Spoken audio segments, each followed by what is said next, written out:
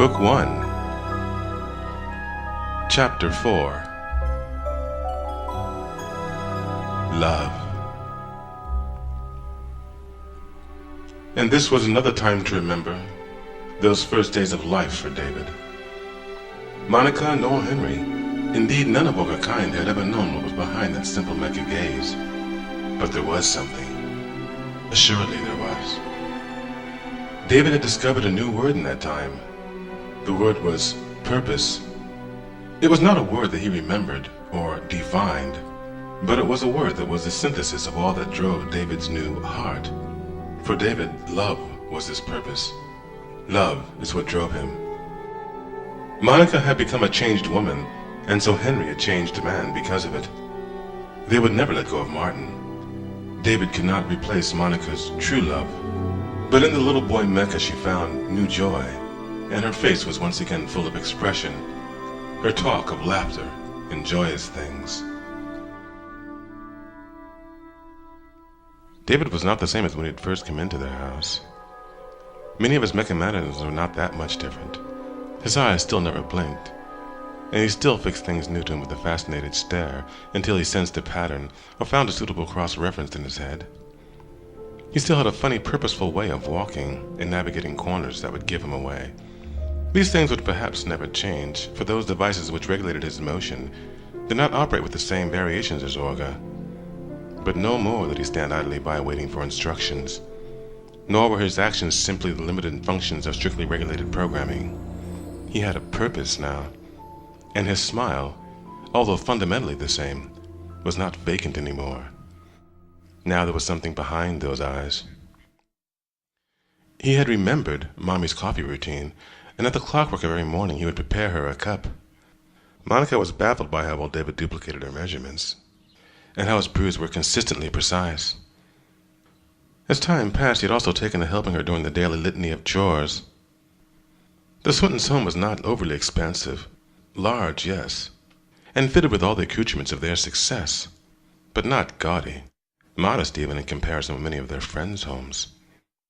But there were plenty of things to dust and sweep, and Monica would never take a maid, Orga or Mecha. Not since Martin's departure had she had anyone else in their home. So David watched her, mimicking the moves of making beds and folding clothing precisely, as well as mastering the kitchen work. Soon he was doing most of the work, looking over his shoulder at Mommy with his new improved smile, as if for some sign of approval. She gave him this sign always. These chores that she had once needed to help keep her sanity, she now engaged in because David seemed the most alive and real when he was doing this with or for her.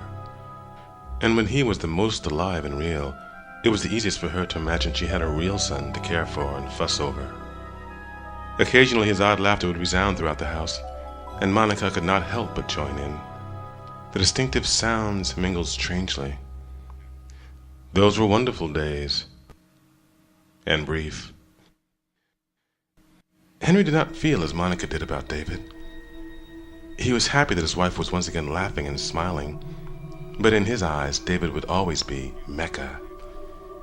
He only addressed David as one would another person when Monica was within earshot, and he only did this because he would not offend her bond with David. Henry worked in a place where David's kind were planned and constructed. He saw their actions and reactions as programmed responses, nothing more. He would often be impressed with something that David said or did, but only because it was a word or gesture he had not expected and saw as a clever addition by some programmer. Sometimes David's unexpected behaviors did not amuse or impress Henry at all. The man had become agitated one morning when David would not get out of his way. Mommy was in the toilet room, and Henry wanted to go there. But David remembered Mommy's anger when in the course of their hide-and-seek game he had found her there. He did not want Henry to anger Mommy in the same way. "David, what in the hell are you doing?" Henry demanded as they jostled in the hallway.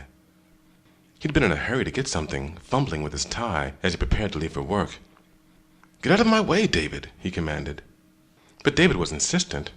"Mommy's in the toilet, Henry," he explained as he jockeyed back and forth, trying to block the man's path. "David, Monica is my wife. Now move," Henry had commanded, and pushed David aside with a little more force than he had intended. The Mecha lost his footing and fell to the wooden floor. He'd looked up at Henry with a surprised expression on his face. "Oh, David, I'm sorry," Henry had whispered urgently. "Are you okay?" David was not hurt, for he was not so easily damaged as that. But he had a new experience to remember. Henry was not a violent man. He would never hurt a little boy, or even something that just looked like one. So he had apologized to David and reached out to help him stand. But David stood on his own. He'd smiled then and moved aside, finally allowing Henry to pass. Monica had heard the commotion. "Henry, be nice," she'd called from behind the door. "He's just trying to protect me." "Protect you from what? Me?" David heard Henry ask Mommy this question as he went into the toilet room with her. But he did not hear Mommy make any angry statements. She had not told Henry to get the hell out, as she had told him. Beyond the closed door, David could hear their hushed voices. He did not have resentments, nor had he any anger at being knocked over by Henry. All he had was this new purpose, this new feeling that drove him every minute of the day to be by Mommy's side. Now he wanted to know what he had done wrong when he had tried to approach her in the toilet room, as Henry had just done. Monica was Henry's wife. She was David's mommy. He stored these things for later, when he would understand them. That day passed slowly. Monica decided it was time for her to show her new son a bit of the outside world. She would take him out to the pond for a row in the boat. The pond was just outside the perimeter of the house, but well within the network of barriers that kept them secluded from the vagabonds that roamed the deteriorating forest. The Swintons knew not of this world. This was the first time David had been outside for an extended period. Mommy had taken his shoes off and explained to him that this was how other boys played sometimes. He was fascinated by the way the ground felt beneath his feet, and the sights and sounds of the world outside, the cool breeze that caressed his face, and the little animals that chirped and crawled in the trees about them. In the boat they floated lazily on the water. David had been amazed when he'd seen things beneath the surface. There were fish moving beneath them. David tried to get a glimpse of the fish, but they moved so quickly that his eyes could not focus on one before it was gone. Mommy laughed at the way his head moved quickly back and forth as his eyes scanned the water in amazement. David leaned back against Mommy's side and tucked his head under her arm, taking joy in the way she ran her fingers through his hair and absent-mindedly stroked his cheek as she read from her book. They passed the afternoon that way. But all too soon, Mommy was tired and wanted to go back home. As they were walking up the path, David saw one of the things that had been chirping in the tree. It was lying unmoving on the ground. "Come away from that, David," Mommy had told him. David looked at her with a question in his eyes. "It's dead, honey," she explained. David just gazed at her, uncomprehending. Mommy knelt beside him then, and some flickering shadow had grown over her eyes. "We're not like you, David. Living things die," she explained slowly. "They can't last forever. They go away one day and they don't come back." Mommy was silent then. Her face was sad and she made a tear. David did not feel good when Mommy was sad, and especially when she cried. He reached out to embrace her, and was rewarded by the feel of her arms returning his gesture. "Would you like some coffee?" he inquired. It had been a wonderful day, but that night at the dinner table Henry had become impatient with David again. It had actually started out as an apology, but turned into something else. David had set the table and placed himself close to Monica, as he had started doing since she allowed him to handle that chore. Neither she nor Henry saw anything unusual in this, but the director would have loved to have heard about this little development. "I'm sorry about knocking you over this morning, David," Henry had said as he ate. "That's okay, Henry," David replied. He thought for a second, and then added, "No problem." This seemed like an appropriate choice of words. "Knocked him over," Monica said, and looked at Henry confused. "You didn't tell me you knocked him over." "This morning in the hall, I told you about it," Henry said. Then he paused thinking. "Well, I thought I did. It's no matter. I mean, he's okay, aren't you, David?" Henry asked, smiling. But David didn't get a chance to reply. "Henry, you never said anything about knocking him over." Monica was irritated now. "What if he gets damaged, huh? You think they're going to trust us again? I mean, how much does David cost?" She stopped then and smiled at her little Mecha boy. "I mean, how could we ever replace him?" Henry didn't respond at first. He was the one who had brought David into their lives, to bring his wife out of her oubliette of gloom. She was above ground now, and he wasn't about to challenge the attachment she had to this thing if it was working. He fidgeted with his food for a moment. "Well, yeah, I apologize to him. I mean, you're okay, right, David?" he asked. David looked at Mommy. Was there anything else she wanted to say? She had interrupted him the last time he tried to respond to Henry. Maybe she didn't want him to talk to Henry. He watched her and waited for some signal. "David, I'm talking to you," Henry said. He wasn't angry, but he didn't like the way the robot ignored him, the way it just stared at Monica with that annoying blank gaze. Its silence made him look guilty. But there was no way the robot could be doing this intentionally. Was there? "David, can you hear me?" he asked, his patience wearing thin. "Henry, don't get angry at him," Monica scolded. She tickled David's chin. "Did Henry hurt you this morning, honey?" She cooed as she said this, and she fixed Henry with a cold look, but there was a twinkle in her eye. Henry was not amused, however. "No, Mommy, I'm fine," David said, and his face lit up. Mommy was talking to him instead of Henry, and this made the space inside of his brain bright and colorful. Henry found himself suddenly annoyed with the robot's fixation with Monica. He knew this was supposed to happen after she read the protocol, but maybe this was a bit extreme after all. "David, why did you ignore me?" he asked. He tried to keep his voice conversational, but there was impatience in it, and Monica heard it. "Come on, Henry, you can't really think that he can speak for himself, can't you, David?" Henry responded too quickly. David didn't understand Henry's sudden irritation. These things were new to him. He searched for a quick reply. "I'm sorry, Henry. I won't do it again," he said in a sincere little boy voice. Instantly, Henry felt like a jerk. How could he get mad at a robot? It was a program with legs, not a real little boy. He shook his head, lost for words, and stared at his food. Monica suppressed a desire to tease his embarrassment. They were quiet for a while, then. The dynamics of their relationship had reared up before them, and they were not yet ready to deal with that. So they took refuge in eating, except David, who only feigned this, eating from an empty plate and gazing at Mommy in between imaginary mouthfuls. Finally, Henry looked up smiling. "Cybertronics is throwing the season in ball next week," he said, and winked at Monica. "Ready to get out of the house, honey?" "Really?" Monica said hesitantly. A ball? It had been so long since she'd been in society, but she couldn't stay cooped up here forever. David had helped her out of her depression. Maybe she did need to get out, go someplace, get lost in the crowd. What about... She nodded her head at David. Henry dismissed the concern with a wave of his hand. "He's a big boy now, aren't you, David? You don't mind if Mommy goes out, do you?" David thought for a moment. "Will you come back?" he asked, with an eerily genuine look of concern on his face. Henry chuckled at the question, but Monica wasn't amused. "Of course, David, of course," she said, not understanding the feeling of ill-ease this question had struck in her. That night, as he lay feigning sleep, not making a peep, David's brain was very active. What bothered him, and what would have kept him awake even if he had, like other children, been able to sleep, was this idea that Mommy had told him about, that living things die. She'd said that they were not like him. Was Mommy a living thing? What was David, then?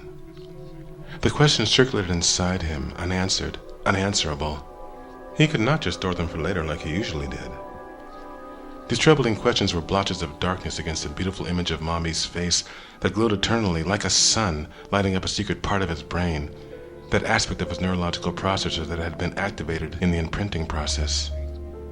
There were things starting to happen inside David's Mecha brain, things that Cybertronics had not anticipated. David could not have known that these thoughts he was having were not part of his prescribed activity, that the seeds of purely human leaps of logic were just beginning to take root inside of him.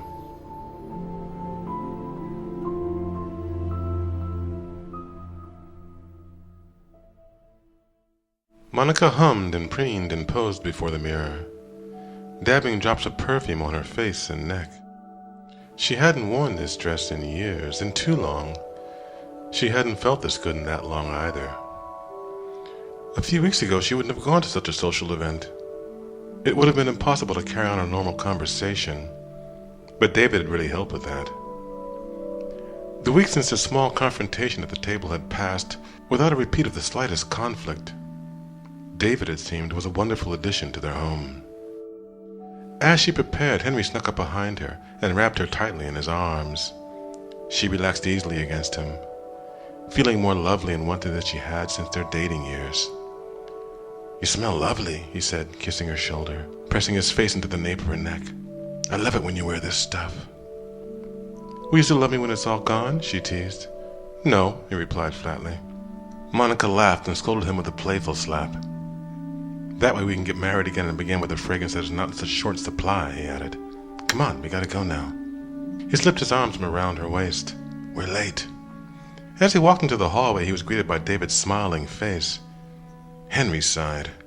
Had had been standing in the shadows watching them again. "What now?" "Hello, David," he said politely. "Hello, Henry." David returned the politeness. Monica ran from the bedroom, laughing and happy. "Walk us to the door, okay, sweetheart?" she said, reaching out to David. But Henry was already leading her down the hallway quickly. David followed them to the steps, but then he looked back down the hallway to the bedroom. He had an idea. "Henry, your tie," Monica scolded as they raced for the foot of the stairs. Okay, I'm helpless," Henry laughed and stood while she tied it for him. "Did you see the way he arranged the closet?" Henry said, a bit of his annoyance showing through. Things had been going smoothly between them, but the Mecha's insistent attempts to please Monica were growing tedious. I know, Monica said, placating her husband's annoyance. "He's always trying to please me. You know he has a way with my coffee." "It's creepy, Monica," Henry said, unmollified. "You can never hear him coming. He's just always there." "Oh, how can you?" she said, a bit more seriously. "He's only a child." "Monica, he's a toy." Her husband's voice was a bit matter-of-fact for her. "He's a gift," she corrected. "From you." Henry started to reply, but instead looked over her shoulder and raised his eyebrows. Monica followed his gaze. David stood there, at the top of the staircase, his face radiant with some childish joy. He walked quickly down the stairs to show his mommy something. "David," Monica said, "when we leave, all the doors and windows will go smart, so you can't leave your room, honey. But if you'd like—" She stopped mid-sentence. Had she put too much perfume on? The scent was suddenly cloying. "Do I smell lovely?" David asked with childish enthusiasm. Monica didn't understand at first, but when it dawned on her what had happened, she sighed. Henry rolled his eyes and pressed his hands into his pocket, while Monica rushed upstairs to their bedroom with David fast on their heels. It was gone. Every drop. The bottle lay on the bureau as she left it, turned on its side, and the room was thick with the scent. "Oh, David," she sighed. A hint of anger worked its way into her head, but she pushed it away quickly. He was just a little boy. He just wanted to please her so. She sat at the bureau and played with the empty bottle as she considered this. He'd meant no harm, but this perfume had meant so much to her, to Henry. He'd gone to so much to find this rare and expensive scent. "Mommy, will you die?" Monica was taken completely by surprise. Where was this coming from? She turned and looked at David. His face was drawn and serious, his eyebrows pinched in concern. It was the same look she'd seen on his face the week before when he'd asked if she would return from the ball. "Well, one day, David," she admitted carefully. "Yes, I will." So there it was, the awful confirmation, the thing that had been working its way to the surface of his brain ever since Mommy had told him about the dying. "I'll be alone," he said. Mommy did not reply. She was doing something with the bottle. He walked to her and knelt on her knee. The fabric of her dress was soft against his face. Monica hoped that this would have been the end of this particular conversation, but when David put his head on her knee and looked up at her with his innocent Mecha eyes, she knew it had just begun. "How long will you live?" he asked her. Monica didn't understand this. What was he after? "For ages, honey," she stumbled for words. "For 50 more years," she replied, feigning a light smile that didn't reach her eyes. David appeared to be considering this. Monica pondered his pensive expression and realized with a start that he was becoming more sophisticated right before her eyes. Had this been happening all along? How had she been so blind to this development? Was she that self-possessed? Perhaps her little imitation boy needed more real attention than she'd presumed. hope you never die, Mommy, he proclaimed as he pressed his face against the soft fabric of her dress. Never, he repeated. His face was too real and too innocent, too demanding on her heart. She ran her hand over his face and neck, so real, but he was not. He was Mecha, and he would never die. She had opened his heart for herself, but what would happen when she was gone? She realized this conundrum with a twinge of guilt. She caught a glimpse of herself in the vanity mirror and looked away. She wasn't alone in this relationship, was she? Well, yes, she started, but there were no words with which to continue. She would eventually leave him alone. There was no way around that. Downstairs, Henry called out to her. They were late. Unfashionably, unreasonably late. The old gold box hadn't been touched since Martin had gone away. Monica pulled it from its hibernation in the boy's closet. She'd always anticipated seeing its contents again, but she'd imagined doing so under different circumstances. She placed the box on her dressing table and untied the ribbons that bound it. David watched her with casual curiosity. For him it was enough that she hadn't left yet. This belonged to my son, Monica said as she opened the box. She wasn't aware that she'd used the past tense. She was thinking of something else. She was thinking of David. David watched Mommy open the box. He wasn't sure what he saw then. It looked like a little fluffy head. Mommy pulled a little brown furry creature from the box and held it upside down. She placed her hand on its underside and turned something. The thing suddenly moved as if rudely awakened from a comfortable slumber. It made a sound like taking a desperate breath after being submerged for too long. David knew this shape. It was a bear shape. David knew bear, but he didn't know they lived in boxes. Mommy set the bear on the floor, and David sat down beside it to watch. The revived creature moved its arms and legs around for a moment and tried to stand up. It did not seem to do this very well. David sat down beside it and studied its motion. It looked like a living thing, but somehow different. It whirred and clicked as it tried to stand on its feet, and there was something familiar in those movements. His name is Teddy, Mommy said. Teddy, this is David. Hello, Teddy, David smiled. The little bear rolled with some difficulty into a shaky standing position and looked up at David. Hello, David, it said with a rusty voice. Then, with a surprised grunt, the little bear fell clumsily on its rear. Teddy decided he would try again later, but for now he just stared at the little boy he'd been introduced to. He quickly understood. Monica watched the two robots regard each other. She wondered if they knew what they had in common. It didn't matter, really. David would not be alone when she was not there, and she felt better. David, Teddy's a super toy, and I know you two will take good care of each other. Teddy looked up at Monica. His robotic face twisted into a realistic simulation of disgust. I am not a toy, he stated firmly.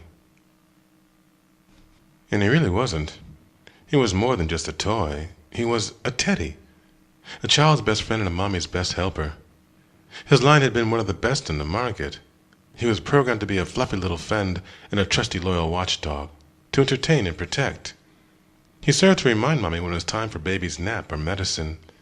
He kept a watch on the child in case his or her play became dangerous and an adult should be notified. He managed other smart toys that might be programmed to bide for the child's attention lest they become competitive in the pursuit. Now he would serve as a friend for Monica's new little boy.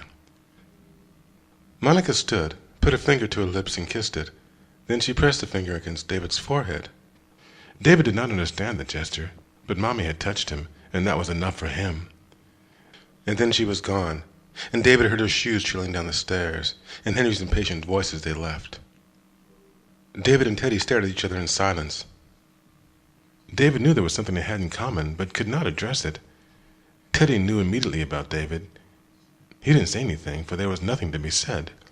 He was programmed as a friend and a guardian, and that was his job no matter what manner of creature was put into his concern.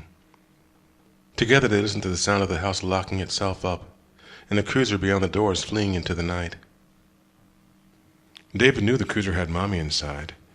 She was going away, but only for a while. After a moment he rose and walked to the door. Teddy rolled onto his feet again and felt steadier this time. He followed David to the door, and they stood quietly. Outside the door, the hall was dark, and there was no more sound.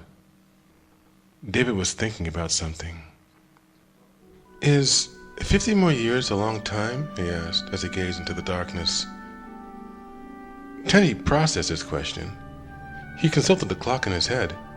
He'd been locked in a box in the closet for next to 5 years, and it hadn't seemed like any time at all. "I don't think so," he said.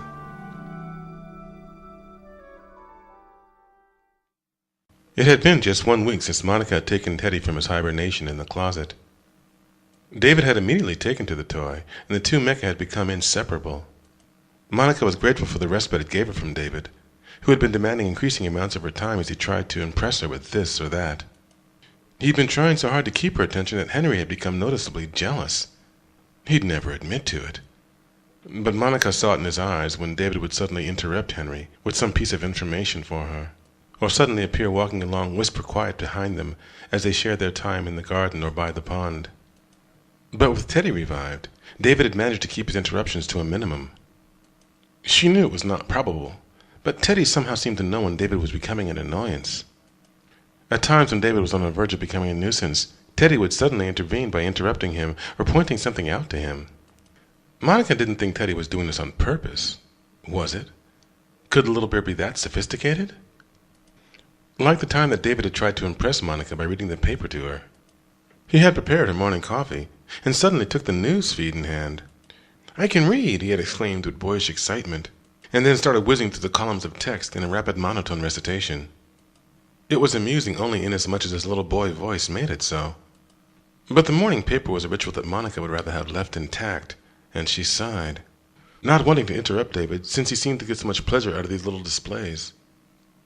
Teddy seemed to be watching her, and he turned to David. "You're reading too fast, David. Mommy cannot understand you," the little bear had said in its practical robot tone. "Yeah, Teddy's right, honey. Why don't you two go play?" she said, quickly taking the paper from David and kissing the robot on the head. David smiled and obeyed. Monica glanced at Teddy, but the robot was already walking through the doors to the pool. Just how aware was that thing? But Teddy wasn't there to intervene this time. David had been standing in the living room while Mommy made food for the eating with Henry that night. She was not too happy because Henry was late coming home, and David had been thinking of a way to make her smile. He had unconsciously put most of his functions on standby, while he devoted his available energy to considering what would be best to do for her. Then the phone rang, and everything in the world changed. "I'll get it!" Mommy had yelled from the kitchen. But David had already slipped the mouthpiece off the simulated antique phone. There was something wonderful he could do that he'd realized she'd not seen yet. Mommy ran into the living room. "Okay, now, honey, give me the phone now," she'd requested. But David pressed the answer button, and then, clasping the phone in both hands, pressed one finger on the receiver and the other on the mouthpiece. "Look what I can do," he said excitedly.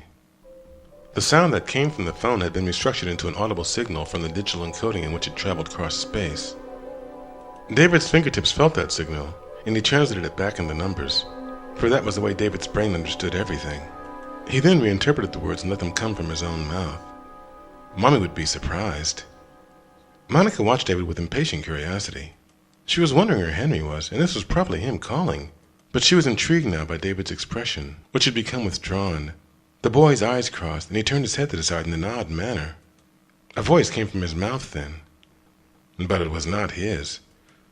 "Hello?" The voice said. It was a woman. Monica was indeed impressed with this newfound ability. "Yes," she replied, hesitantly amused. Could they hear her? David heard Mommy's words and turned them into numbers. Then he sent the numbers into the phone. This was done in nanoseconds with no conscious effort on his part. "Can I hold a moment, please? I have an important message from your husband." Monica's heart jumped. Was something wrong? Yes, I'll hold," she replied. "David, I need the phone now, honey," she said, reaching out. But another voice was already coming from the Mecha boy's mouth. "Monica!" It was distant, mechanical, but definitely Henry. He sounded excited. "Can you hear me, Monica?" "Let the phone talk now, David," she told him. "Run along now. "Monica! Go play with Teddy. Where was that bear?" Over there, Monica. David had not been listening to the words spoken. He'd just been letting them pass through him, but now he understood that it was Henry, and the man sounded angry. He let go of the phone and handed it to Mommy. He did this with a big smile and waited while Mommy talked to Henry. Was she happy? Did she like this new thing he had shown her? He did not think so, because she walked away and her face looked troubled and concerned. She said, "What? And when?" And her voice was loud and scared. But David could not hear the words that Henry spoke. And then she turned around and leaned against the wall, as if she could not hold up her own weight. She made a sound then that he had not heard in a long time. It was the sound of tears.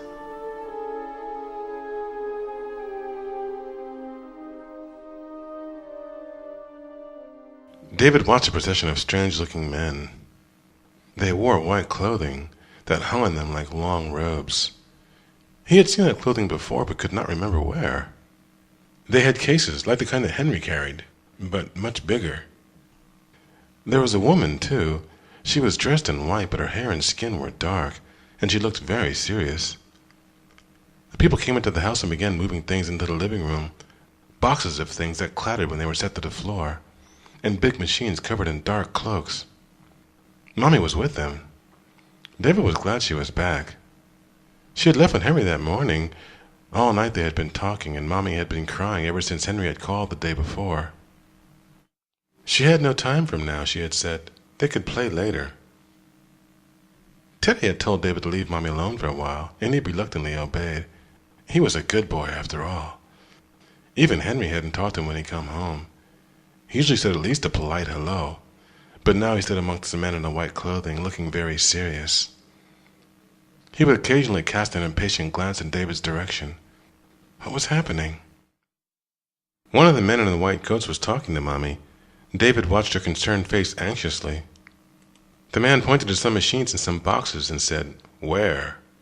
Mommy pointed up the stairs. "It's the boys' room. You can't miss it," she said. Then she noticed David. She came to him and put her arms on his shoulders. He was glad to be touched by her. He wanted to talk to her all day. He looked at her face. "Are you sad?" he asked her. "You have tears." But Mommy only laughed. It was a good sound, and David smiled up at her. "No, David," she said. "These are happy tears. The most wonderful thing in the world has happened." Then she stood up, just as the men were rolling something into the room. It was a big chair with wheels on it. A person was sitting in the chair. It was a boy, like him. The boy had dark hair like Mommy, and white robes hung loosely around him.